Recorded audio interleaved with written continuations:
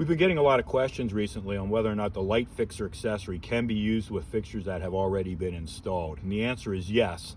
I'm going to show you how to do that in a fairly simple, easy, fast, inexpensive way.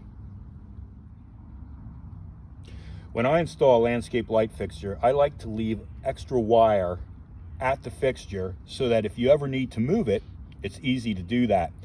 So instead of redoing the connections, the weatherproof wire nut connections, I'm going to show you an easy way to make connections with this wire. The first step is to disconnect or pull the plug for the landscape light transformer.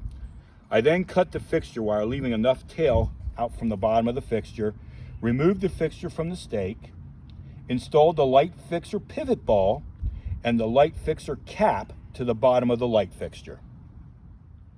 The next step is to take the fixture wire, fish it down through the pivot ball, out through the bottom of the pivot ball, and through the notch or hole in the stake. Then you want to set the fixture cap down on the fixture ball. And then what we're going to do is make that plumb and level and tighten up the screws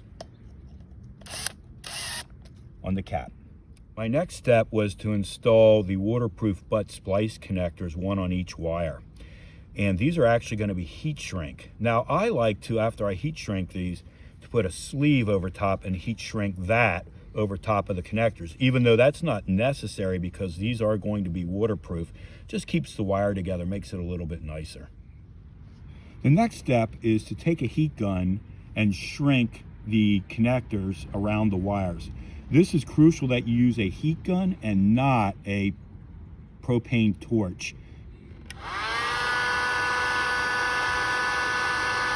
So we've used the heat gun, and you can see we have a nice watertight connector with those crimp connectors. That would be good. I mean, that's nice and tight, it's waterproof, but what I like to also do is to take a sleeve, a heat shrink sleeve, and run that right over top of those connectors. And again, using my heat gun, shrink that tube